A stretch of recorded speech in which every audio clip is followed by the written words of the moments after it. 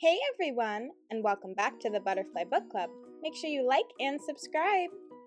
Today we are reading Curious George Goes to the Beach, written and illustrated by Margret and H.A.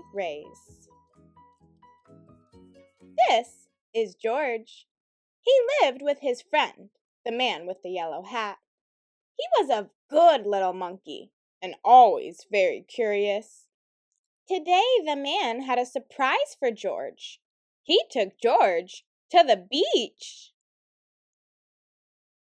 They found a spot on the warm sand. Then another surprise. George saw his friend Betsy. "Look, Betsy," her grandmother said. "It's Curious George." But Betsy did not even smile.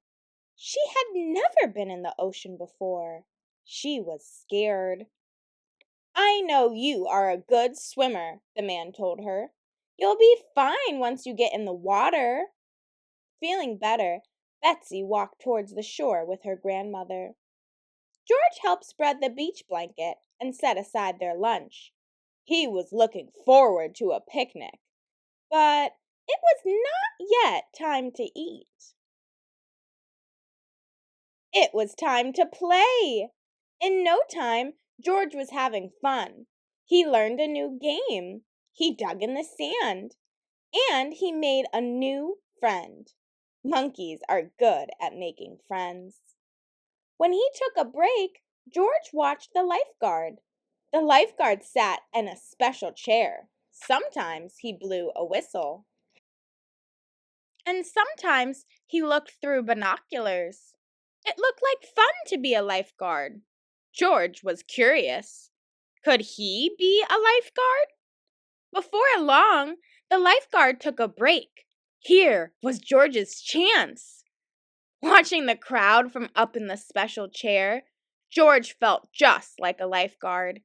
He looked through the binoculars. There was lots to see at the beach.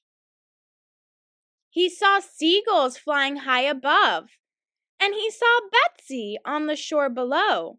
She still had not been in the water. Then the lifeguard saw George. "Hey!" he yelled. "That's no place for a monkey." George thought it was a fine place for a monkey, but he did not want to cause trouble, so he climbed down. Back at the beach blanket, George was hungry for a snack. No one would miss just one cracker, thought George. He took one out and put it on a napkin. It looked good. Now only if he had some cheese. Uh-oh, what happened to his cracker? Well, he would just have to get a new one. George found another cracker and then turned back around. But now his cheese was gone. Who could be taking his snacks? George was curious. He put down his cracker and waited.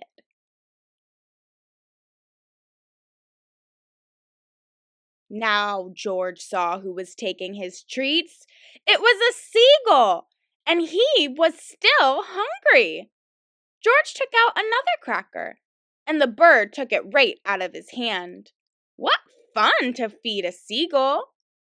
George saw more seagulls down by the water. Betsy was there too. George was curious. Could those seagulls be hungry? Indeed, they were hungry. Soon a whole flock had gathered. George could not feed them fast enough. Luckily, Betsy was glad to help. Out of the basket came more crackers, cookies, a cake, and even the bread for sandwiches. Still, the birds were hungry. But when George reached for more snacks, the basket was gone. He and Betsy were having so much fun, they didn't notice the tide coming in. They didn't notice the picnic basket was floating out to sea. George felt bad. He didn't mean to lose the basket. Could there be a way to catch it? George thought and thought. Then he remembered the lifeguard. George was no lifeguard, But to save the basket, he knew just what to do. Quickly, he found a float and carried it to the water. Jumping aboard, George began to paddle. He paddled out a little farther, and a little farther, and a little farther, until finally he reached the basket. Betsy cheered. Then, as George paddled back to the beach, Betsy swam out to meet him. Everyone was glad to see George safe on the shore. The lifeguard, who had seen everything from his chair, said, "That was some rescue." George felt proud. The man with the yellow hat picked up the basket. He was curious. "George, is this our basket?" he asked. Poor George! After all that, the basket was empty.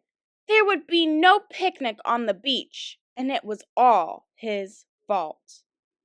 Then Betsy's grandmother said, "Won't you come join us for lunch? We have plenty. And look, now we have a reason to celebrate thanks to George." They did have a reason to celebrate.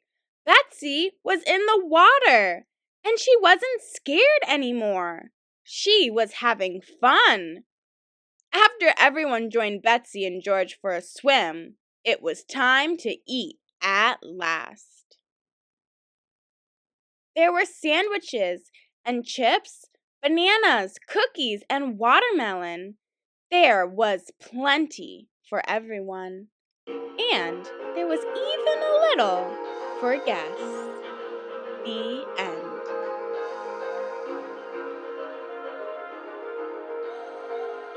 If you enjoyed this video, please make sure that you like and subscribe. Check out our other videos at the Butterfly Book Club on youtube.com. And also, click the link in our bio to check out our website that has free learning materials that go along with all of our book read-alouds. Again, please make sure you subscribe.